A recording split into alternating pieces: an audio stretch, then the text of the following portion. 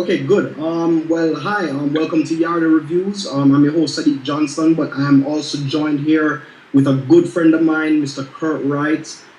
He's live from Jamaica, Skyping. We're actually doing the Nice. spoiler review for Dawn of the Planet of the Apes. So listen, this is the spoiler review. I already did like the review. Never got too much into the spoilers, but this right now, guys, is the spoiler review. So if you're watching this and you haven't seen the movie, I'm warning you. Steve. Just add this to favorites and watch it later. But Come if back you later. guys don't mind the spoilers, then feel free watch. But we're talking about the movie, so like I said, we want spoiler review for Dawn of the Planet of the Apes. Anyway, I'm joined here, like I said, with my friend Kurt.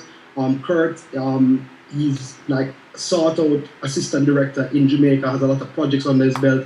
Also, an avid film fan like myself, watch a lot of movies, and of course, he's a comic book nerd like myself as well. So Yes, sir. we have a proud comic book nerds are proud. But yeah, so so he's here talking about this movie with me. So Kurt, first and foremost, like, what were your expectations going into Dawn of the Planet of the Apes, and were they met? They weren't met. They were blown away. Honestly, Oh. going. I know you got scared there for Yeah. a second. Like, wait, Yeah, sure, what were I you was thinking? what's going on? No, but honestly, the first, not the first is in Charlton Heston, but the one before this Yeah. with James Franco. That's the Yeah. one that caught me off guard. That's the one Yeah. that, like, I kind of went in and like, okay, it's a movie. James. First of all, it's a remake.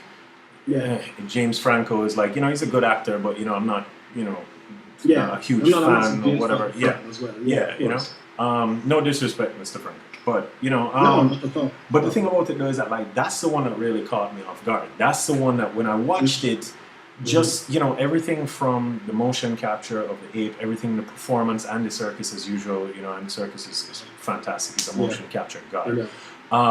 But everything about the movie, the story, the depth of it, everything just really caught me so off guard. And it's one of those things that it's very simple in its storytelling, but yet it says so much about humanity on a whole. It's like it might as well have just been based on a true story, because the Planet of the Apes movies, like, Yeah, it really gets you thinking. not so much the first one. To be honest with you, like my whole take. When I went in there, like I sat there, with of course high expectations, because you see the first movie, and it's like you're saying, all right, where are they going to take this? And what blew me away was just like the first 15 minutes. It's just straight up ape community. Yep. They're going hunting. Like, you're watching that and you're saying, all right, it's been 10 years. These apes are evolving. They're teaching each other. Like Maurice is there teaching the apes, school words. They have their laws. Yo, Maurice is my It's dupes, like- so I just want to say that straight out the bat. Maurice, wherever you are, you're my dupes, dude. Like, But Maurice was in the first one. Maurice was a smart one. Maurice actually knew sign language and was communicating with Caesar before he got juiced up with that Yep. thing. So Maurice already had brains. Maurice is a boss, dude. Maurice is a boss. Maurice, yeah. Big up to Maurice. Anything But happens yeah, to Caesar, Maurice seriously. needs to just take over. Like, just needs to Yeah, run yeah, the shit. seriously. Big up to But yo, seriously, like when I saw that, I was like, all right, well, you know what? These people are on the right track. And you know what's crazy, because the tension between the apes and it's just very high. It's like when you see certain things pop off, like when the douchebag there had that gun, hit the gun or whatever, Yeah, and Caesar Kurt got Russell, all angry. Yeah. You're like, oh shit, there it goes, man. They done fucked up the power. They done messed up everything. You know what I mean? The power's gone, and it's like, like you're like, what's gonna happen? Are the apes? But then his wife gets sick. Yeah, yeah. Happened to be it kind of worked itself, but he was still kind of angry. He was still kind of messed about. But he said, one day the apes will help you, and he still went about it. So it's like you thought that. I thought that, like, shit was gonna like hit the fan, Yeah. but it didn't. And the movie kind of takes you in a direction, and it takes you around. But like, Yo, that's the what else whole I think- thing. Like, it's the second movie. Like I said, I expected good things from the second movie based off of how good the first one was, but it definitely exceeded my expectations. And the whole thing is that regardless of whatever happens in the movie, because as you know, okay, again, this is a spoiler review. This is not spoiler free. Leave right now if you don't want to hear it. Yeah. But That's it. the fact that the apes were the ones who started the war, be it by accident, be it miscommunication, be it whatever, it doesn't change the fact that they started it because of the most human-like ape. You know what I mean? Like, because Koba, dude, it sucks to be Koba, because like you understand exactly where he's coming from. Yeah, you know what I mean? It's like he was tortured in his view. Like humans, we experimented on him and it was for the betterment of mankind. No, you tortured the animal, so of course he hates you. Yeah. You know what I mean? Of course he doesn't trust you, and he's never gonna trust you. And it's like they said at the end of it, like he's the most. He's not an ape. He's not an ape. He's become the closest thing to a human. Yeah. Out of the entire ape community, and so as a result, of course he's going to be kind of a dick, because humans are apparently by nature dicks. We're destroying the environment. We're destroying everything. Crazy. No, it's crazy, dude. Because I mean, it goes to show you. I mean, they've evolved to the point where, you know what I mean. Like, regardless, they're going to still feel hate because. I mean, and the thing is, they're being led by somebody who was raised by humans. He has felt the love that humans can give people, and he has also felt, of course, the pain that they can inflict when he was locked up. So, well, he's felt it, but he's still kind of like the complete opposite of Koba, which is what I liked about Caesar and Koba. You know what I mean? Like, I said it to somebody the other day. Not to get off topic, but I'm not a huge fan of the Transformers movies. I feel like they've gotten worse and worse as they go along. Last one was terrible. Trash. But that's a whole different thing. But the point, the point that I'm trying to make, and I was saying it to somebody the other day, is that when it comes to the Transformers movies, somebody said to me, but dude, it's a movie about talking robots that transform into cars. Of course, it's not going to be. Yeah, but Planet of the Apes is a movie about talking monkeys, bro. And it's fantastic. It's awesome. Like, the story is great. The storytelling is great. Everything about it was just so on point, and it was a fantastic movie. It doesn't matter if it's, Pixar and companies like that make movies about, robots and cars and planes and whatever, and they still manage to tell a cohesive story. Whereas Transformers is just kind of garbage, at this point. It's pretty garbage, mind you. It's kind of like dating a drunken supermodel, but, it's it's pretty trash. Yeah, it's pretty trash. It's a gorgeous trash. But my point is that, you watch Planet of the Apes and the CG, like, first of all, as far as I'm concerned, there's no CG in the movie. Like, it was a bunch of I don't know where you found all these really smart monkeys. But, oh my God, the close-ups, the everything. You mentioned CG. I mean, I've even heard, like, through the news that they spent $100 million on CG, and believe me, it was money. Well, I thought I was basically watching apes on horses, apes talking, apes busting guns on people. Like they just got them on loan from the zoo. Apes, dude. It was just apes. I did not see humans. I saw apes. Shooting people, What I loved about it as well too, though, is that the CG was so on point. There were so many close-ups. I love how the movie began. I love how the movie ended, even though apparently that was not the original ending for the movie. Yeah, I've heard of that But still, how they ended up doing it, being that it starts on his close-up of Caesar, ends on the close-up of Caesar, like it was nice, man. Dude, and you mentioned that, also I liked about it, I was very subtle. A lot of people don't really mention this, but I kind of like how the human lead character, let me get his name here, I have some facts here. That is human lead, is it Jason Clarke? That's Malcolm. Jason Clarke, yes, Jason Clarke, like his character. When at the end, when after everything, and like you see him fade in the background, like Caesar just tells him like to go. Yeah. And like you just basically just see him just backing away, and he just fades into the background. So it's like that's what's about to happen to humanity, bro. You know that's like from seeing it, you're like saying, oh, you know what? That's Caesar's last time seeing dude. Yep. He's not gonna see him again, and if he sees him again, it's on. It's guns busting against each other. It's gonna be in the middle of guns busting, but I disagree with that. 'Cause I don't think Malcolm's gonna lift a hand against him. I mean, he might do it in self-defense with some ape that isn't Caesar.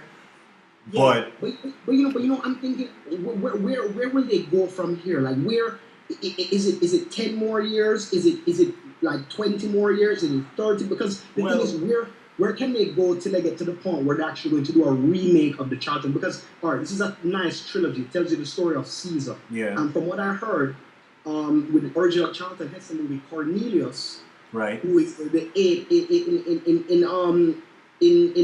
the original one, who Right, has yeah. pity for the humans, and he was a distant relative. Like this, remember, this is set 500 years into the future. Well, yeah, so it's like that's what I was wondering. It's like I was wondering how far ahead they were going to take it, because remember, Yeah, I mean, even though yeah. it's not a remake, no, it's a prequel, you know, and I mean, it's like, more like- yeah, exactly. so it's like, I was actually wondering if Caesar's child, did they name Caesar's child? I don't remember, like when his wife had the baby, No, like to be because honest, I was wondering, I mean, you realize that they could technically, I don't mean the son that was running alongside him that got scarred and stuff, the one that was just born, I was wondering if that would end up being Cornelius, because if something happens to Caesar, I mean, I'm going to the next movie with tissues in hand, man, because Caesar, no, they can't kill him.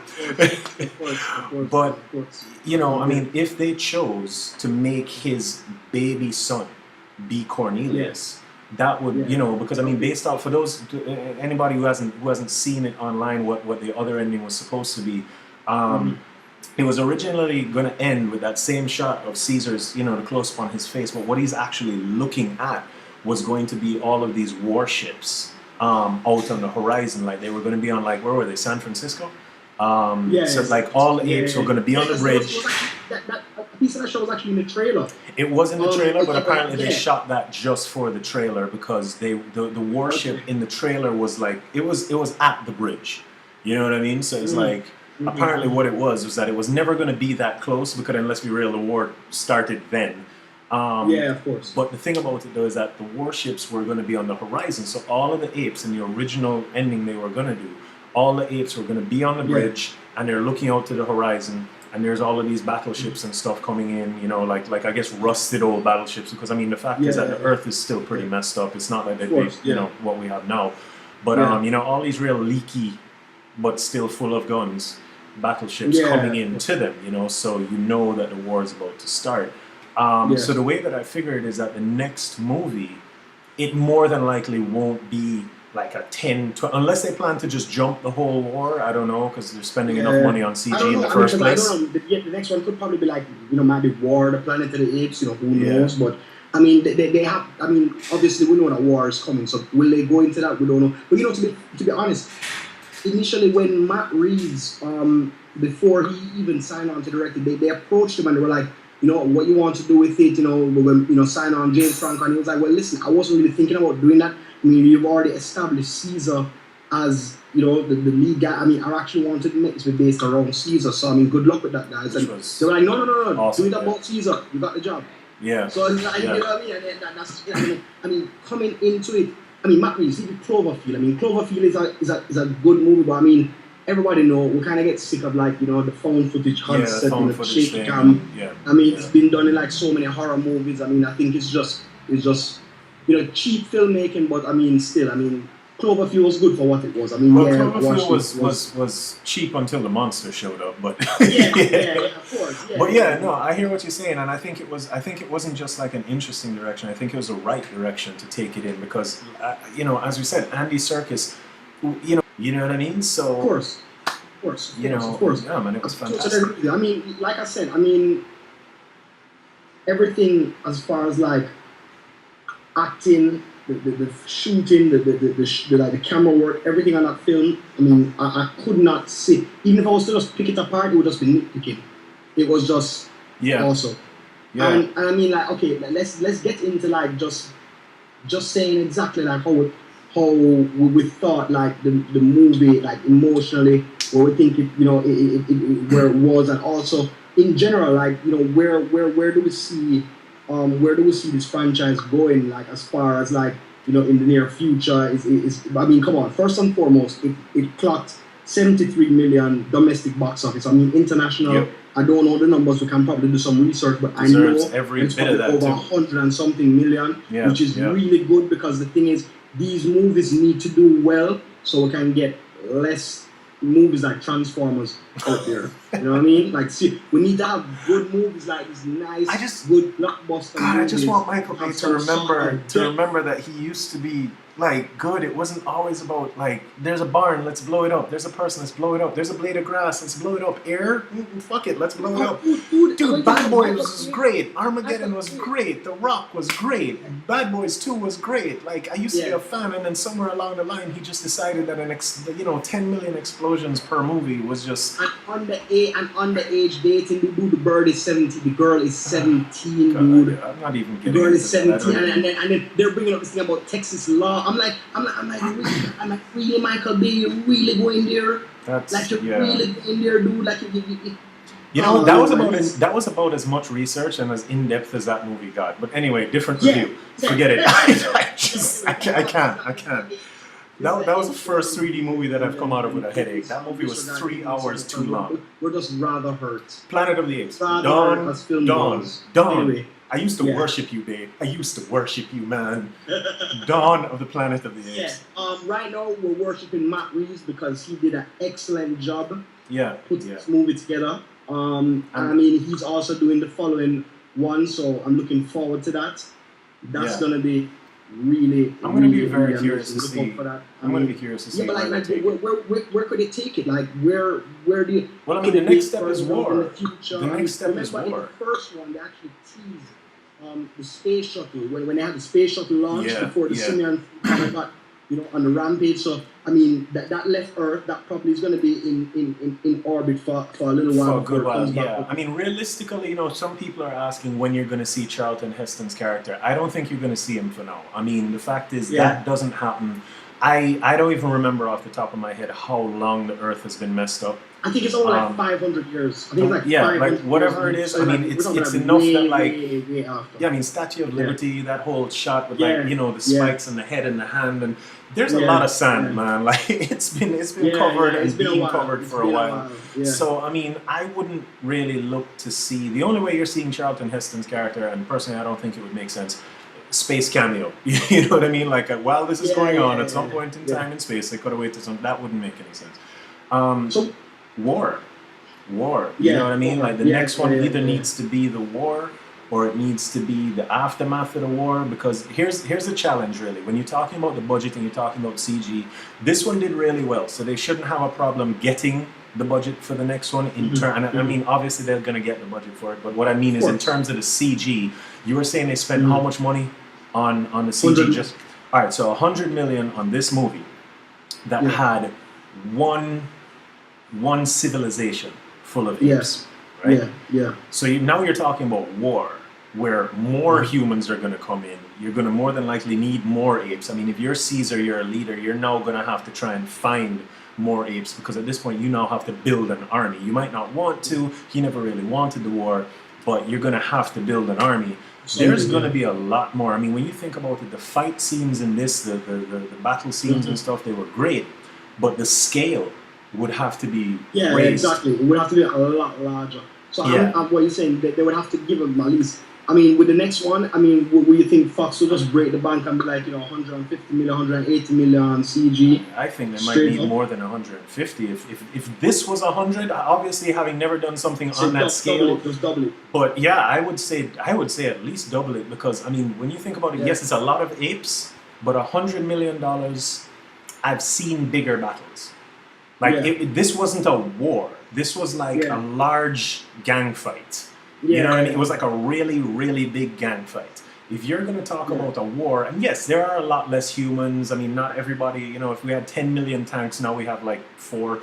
You know what I mean? So it's not going to be as much as a full-size battle would be today. But at the same time, the scale would have to be, you're talking like satellite view type stuff. You know what I mean? It would be. Of course. Yeah, so, because I mean, the apes have to. It's on mine. Of course. My name is Caesar. Welcome to my crib. Exactly. But yeah, it goes from that, being made from, like dirt and all of the wood and spikes and trees and whatever, to, Planet of the Apes was a lot, they were civilized, you know what I mean? Full-blown laboratories, walking around in lab coats, all kinds of stuff. And, I mean, it has to get there. Yeah, I mean, they could do everything. It was all, well, they're riding horses, but I mean, they had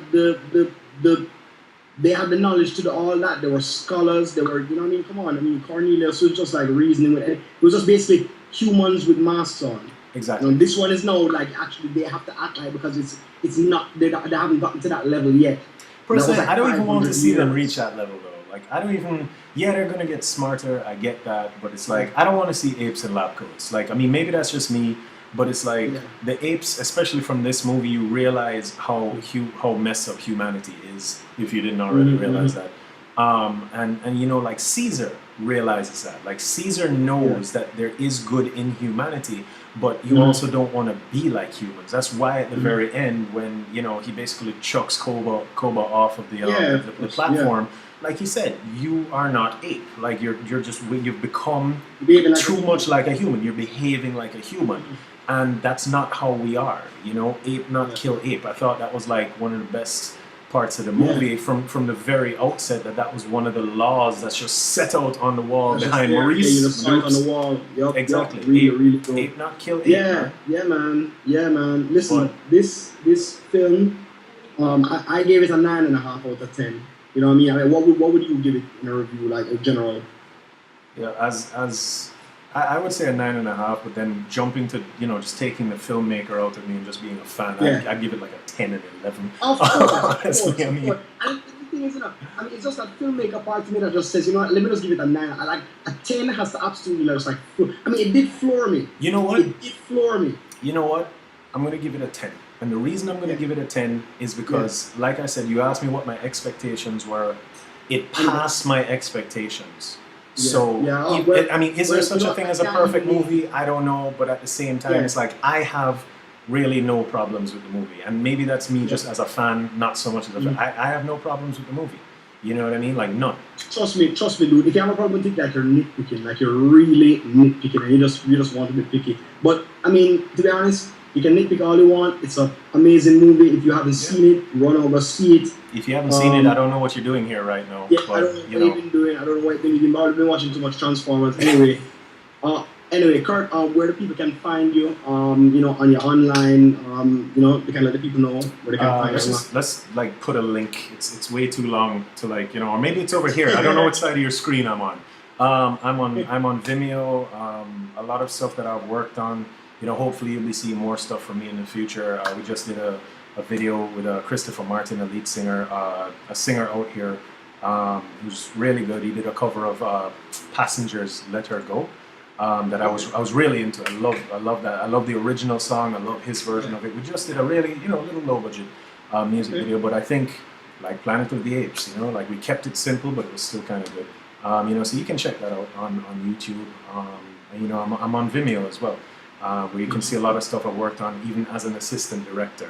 My demo reel is on there and stuff too, so you can see maybe I'm not just talking out my ass. But I'm here, I'm around, and you'll be seeing more of me in the future.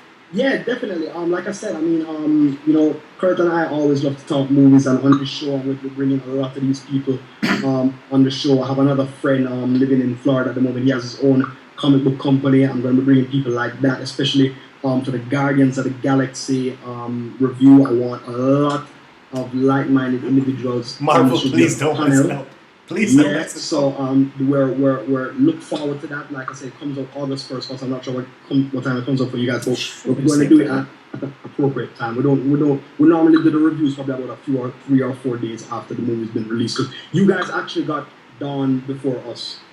Yes, I watched it. I watched it last week. I had to actually wait to see that. But it works different because we got Avengers before you guys.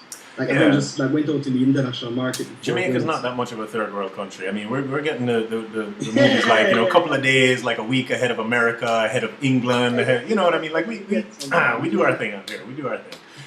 Big up Palace Amusement. Yeah, all right. Please do remember to email us, guys, at yardie.reviews@gmail.com. Just email some suggestions on what you'd like us to talk about regarding film or television. Suggestions on how we can, improve the show. We're looking forward to everything. Also, don't forget that you can also send a suggestion for the movie of the month. We'll choose a movie of the month, and our panel will review it, and we'll talk about it together. And also, movie news. We're gonna have one day out of the week where I do like a roundup of anything in film or television. New actors coming up or anything. Anything film film in general. So just look out for that, guys. Yardie reviews. Sadiq, this is Kurt. Thank you so much for tuning in. Stay safe.